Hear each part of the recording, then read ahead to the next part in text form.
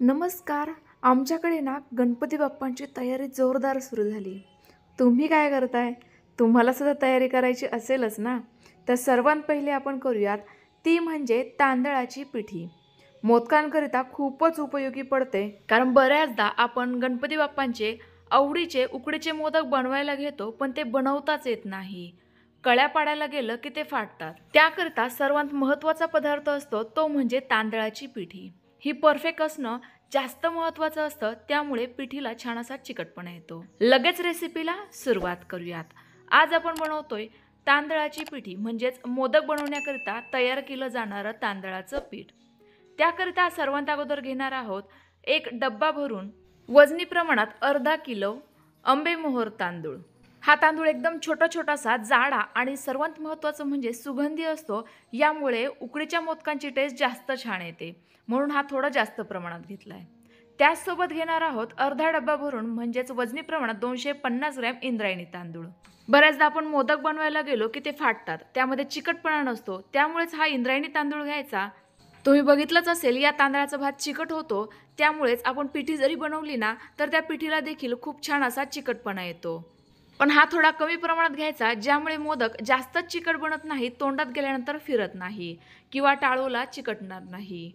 आता घेतलाय पाव डब्बा भरून म्हणजेच वजनी प्रमाणात 125 ग्रॅम बासमती तांदूळ. अख्खा बासमती घ्या नाहीतर मग तुकडा बासमती घ्या, दोन्ही चालेल, पण तांदूळ हा नवीनच असावा. आणि महत्त्वाचं म्हणजे हा तांदूळ कमीत कमी प्रमाणात घ्यायचा, कारण या तांदळामुळे बऱ्याचदा उकडीचे मोदक हे कडक देखील होऊ शकतात. तुमच्याकडे नसेल, नाही घेतला तरीही चालेल, पण मी घेतलेल्या प्रमाणापेक्षा जास्त तांदूळ अजिबात घेऊ नका. संपूर्ण साहित्य व्यवस्थित मिक्स करून घेऊयात आणि 4 ते 5 पाण्याने एकदम चोळून धुवून घेऊयात, ज्यामुळे यावरील काळपटपणा पूर्णतः निघून जाईल आणि आपली तांदळाची पिठी खूपच जास्त पांढरीशुभ्र तयार होईल. या ठिकाणी आपण जेवढे काही तांदूळ वापरले आहेत ते संपूर्ण नवीनच होते, जुने तांदूळ आपल्याला वापरायचे नाहीयेत. आपण बऱ्याचशा पदार्थांना जुना तांदूळ वापरतो, पण ज्या वेळेला मोदकाची पिठी तयार करायची असते त्यावेळेला नवीन तांदूळ वापरायचा. यामुळे तांदळाची उकड जास्त छान तयार होते, मऊसूत तयार होते. तर बघा, तांदूळ मी 4 ते 5 पाण्याने स्वच्छ धुवून घेतलाय. आता हा आपण निथळून घेणार आहोत. त्याकरिता एक चाळण घेतली, त्यावर एक सुती रुमाल अंथरलाय. रुमाल हा शक्यतो पांढऱ्या रंगाचा घ्या किंवा ज्या कापडाचा रंग जात नसेल असंच कापड वापरा, ज्यामुळे या तांदळाला रंग लागणार नाही आणि आपली पिठी छान अशी पांढरीशुभ्र तयार होईल. आता यातील संपूर्ण पाणी आपण 2 ते 3 मिनिटांकरिता निथळून घेऊयात. तर बघा, काही वेळानंतर तांदूळ हलकासा कोरडा झाल्यासारखा दिसतोय. यातील पाणी बऱ्यापैकी निथळलं गेलंय. आता हा आपण फॅन खाली सुकवून घेणार आहोत. या ठिकाणी महत्त्वाची टिप्स आहे, ती म्हणजे तांदूळ हा फॅन खाली किंवा घरामध्येच सुकवायचा आहे. उन्हामध्ये अजिबात सुकवू नका.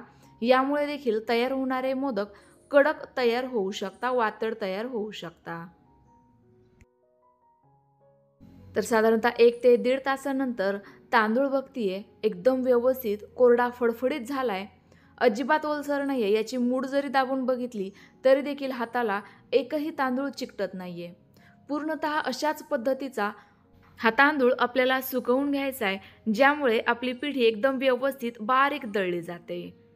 तयार करून घेतलेले हे तांदूळ आपल्याला चक्कीमधून दळून आणायचे आहेत. मिक्सरला अजिबात दळू नका.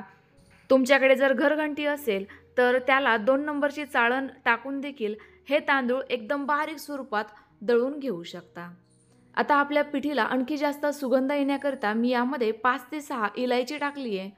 ही देखील आपण यासोबतच म्हणजेच या तांदळासोबतच दळून आणणार आहोत. तर बघा, या ठिकाणी मी तुम्हाला तांदळांचं अगदी अचूक प्रमाण सांगितलेलं आहे. आता हे मी चक्कीमधून दळून आणलेलं आहे. बघा, एकदम बारीक स्वरूपामध्ये माझं पीठ तयार झालंय. मागील व्हिडिओमध्ये मी हीच तांदळाची पिठी वापरून मोदक कसे बनवायचे ते दाखवलेलं आहे. आपण 21 पाकळ्यांचे मोदक काल याच पिठीपासून बनवले होते, अगदी परफेक्टरित्या तयार झाले आहे. ती जर रेसिपी तुम्ही पाहिली नसेल तर चॅनलवर जाऊन किंवा या व्हिडिओच्या खाली डिस्क्रिप्शन बॉक्समध्ये जाऊन नक्की बघा. ही तांदळाची पिठी बनवण्याकरिताच्या काही महत्त्वाच्या टिप्स आहेत, त्या मी पुन्हा एकदा तुम्हाला सांगते. आपल्याला या ठिकाणी नवीनच तांदूळ वापरायचा. जास्त प्रमाणामध्ये आंबेमोहोर तांदूळ वापरा. त्याच प्रमाणामध्ये किंवा त्याच्यापेक्षा निम्म्या प्रमाणामध्ये इंद्रायणी तांदूळ वापरा. हा देखील तांदूळ आपल्याला नवीनच वापरायचा आहे. आणि तुम्ही इंद्रायणी तांदूळ जेवढा घेतलेला आहे त्याच्या निम्म्या प्रमाणामध्ये बासमती तांदूळ घ्यायचा आहे. बासमती तांदूळ हा कमीच वापरा, कारण या तांदळामुळे मोदक थोडेसे कडक होऊ शकतात. आता घेतलेले तीनही प्रकारचे तांदूळ छान असे 4 ते 5 पाण्याने चोळून चोळून स्वच्छ धुवायचे आहेत. नंतर ते घरामध्येच किंवा फॅन खाली एकदम कोरडे होईपर्यंत सुकवून घ्यायचे. सुकलेले तांदूळ नंतर चक्कीमधून किंवा घरघंटीतून दळून घ्यायचे आहेत. एकदम बारीक पिठी तयार व्हायला हवी. तयार झाली आपली उकडीच्या तांदळाची पिठी. ही पिठी तुम्ही 6 महिन्यांपर्यंत स्टोअर करू शकता. स्टोअर करण्याकरिता हवाबंद डब्याचाच वापर करावा, जेणेकरून याला अजिबात जाळं-जळमट लागणार नाही. तर तुम्हाला आजची एकदम साधी, सोपी, कमी साहित्यांमध्ये कमी वेळेत तयार होणारी रेसिपी कशी वाटली कमेंट्स करून नक्की कळवा.